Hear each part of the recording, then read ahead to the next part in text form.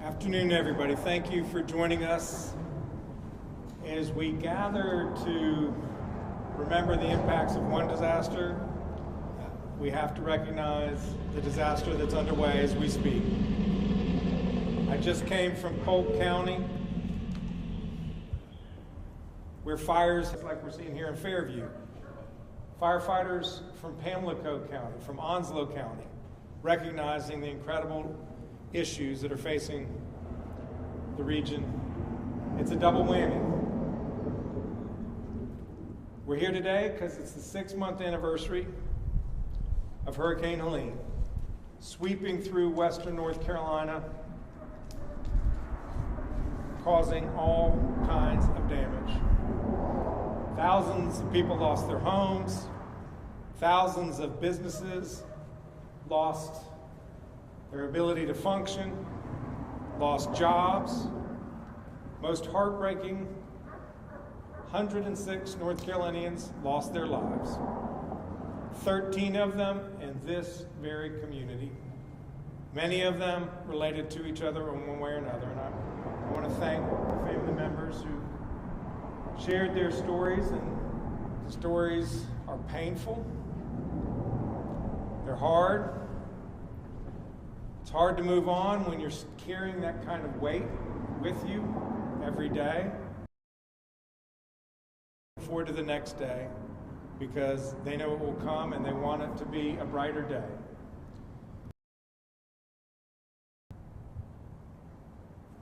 Battalion Chief Tony Garrison and his nephew Brandon, 13 of this community who lost their lives trying to save others.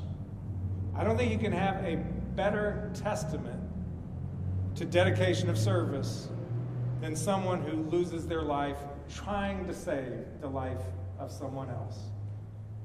Just incredible stories of bravery, of courage, of service. His wife Mary, daughter Hannah, son Dylan are here and told me about what a special man he was, and I thank you for doing that. His mom as well.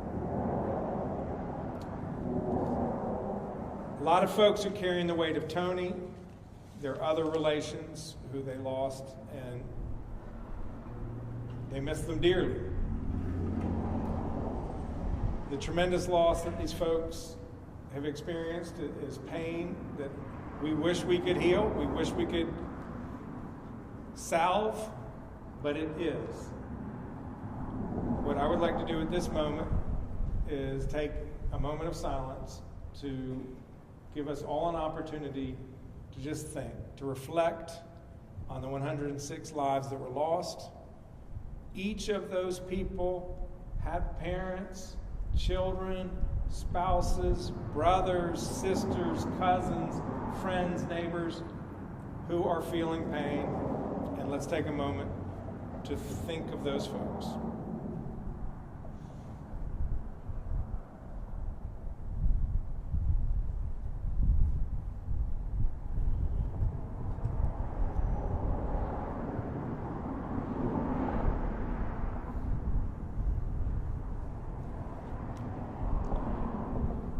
It hurts us to know that there's nothing we can do to bring the loved ones back. But their legacies can inspire us to better support our neighbors and to build back our communities. We know that Western North Carolina has so much work to do to rebuild, but there have been moments of progress, and it's important to recognize those.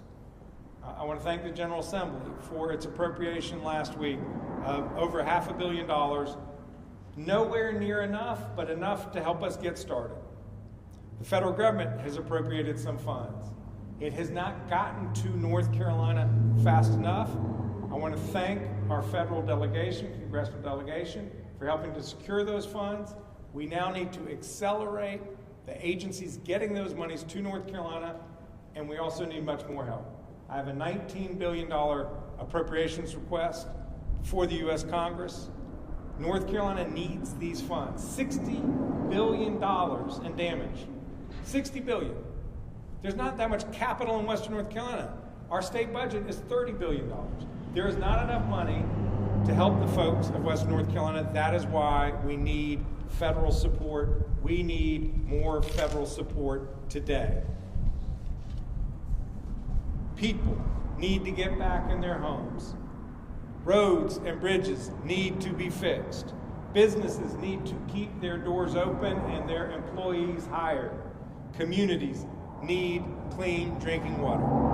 If you are out there watching this and you believe Western North Carolina needs a hand up, I urge you, contact your state representatives and senators. Contact your federal representatives and senators. We need them to hear from you. We need them to fight like hell for the people of Western North Carolina.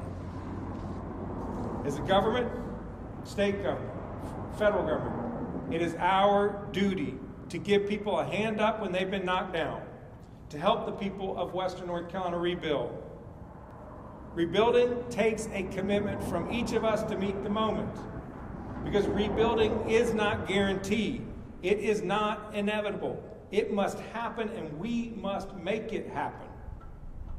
So let's make the commitment, fueled by the strength of those who have given so much over the last 6 months to help the people out here, and fueled by the memories whose lives were lost. And it is in their memories that I will sign a proclamation in remembrance of the 106 North Carolinians who lost their lives after Hurricane Helene.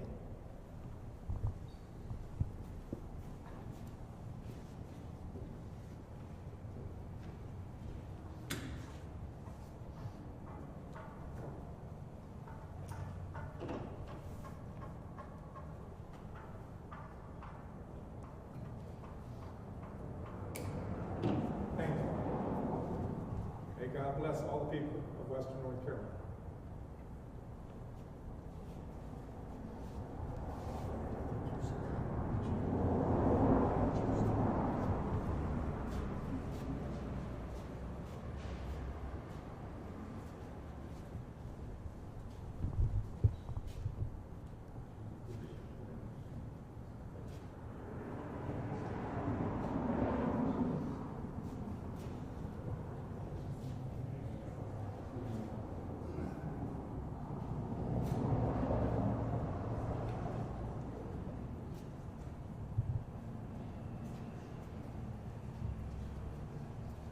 Happy to take any questions if there are any.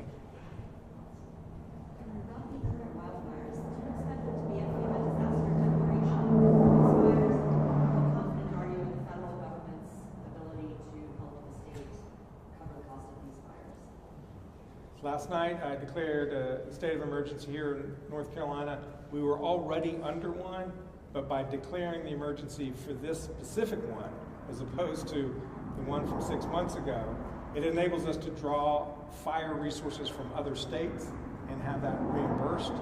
FEMA has been a good partner in fighting these fires and have already assured us of some reimbursement. So we are grateful to them.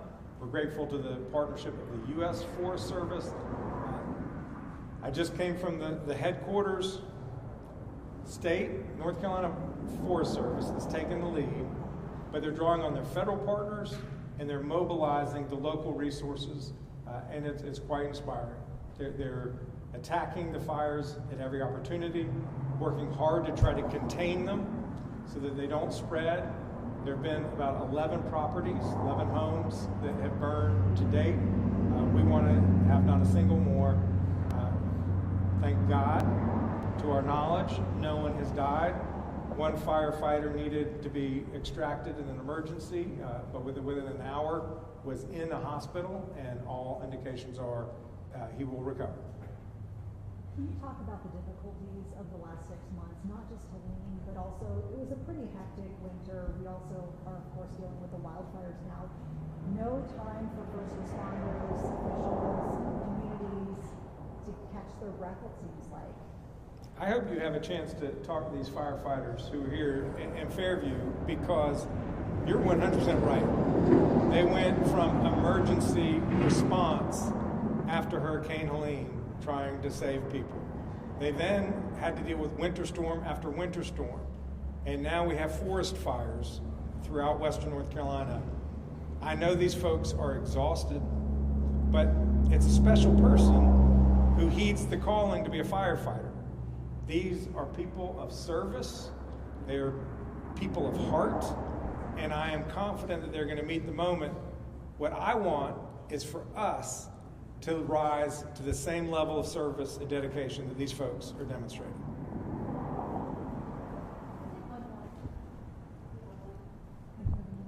No one else wants to go. I believe last we heard, March 31st was kind of a self-imposed deadline to get small business aid out. Are you on track to meet that deadline? How does that process look? There are a lot of different deadlines for different programs. March 27th, today, the 6-month deadline, is the end of 100% reimbursement by FEMA for all the debris removal. I have made requests multiple occasions to the federal government and to our congressional delegation to have a 6-month extension.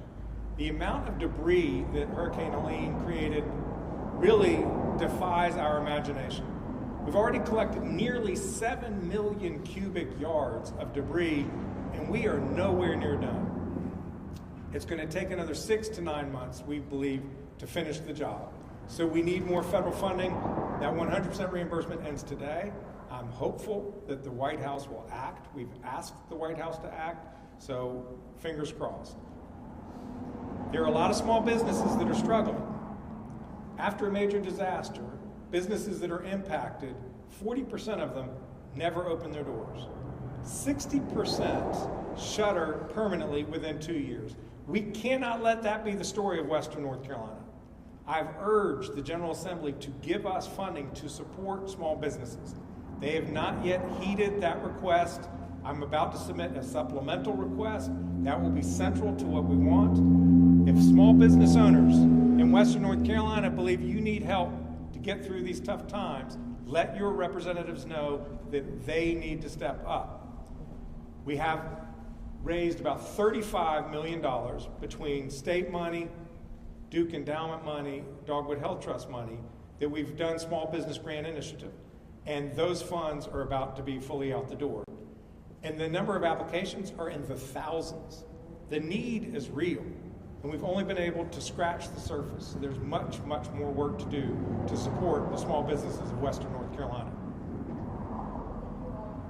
Thank you.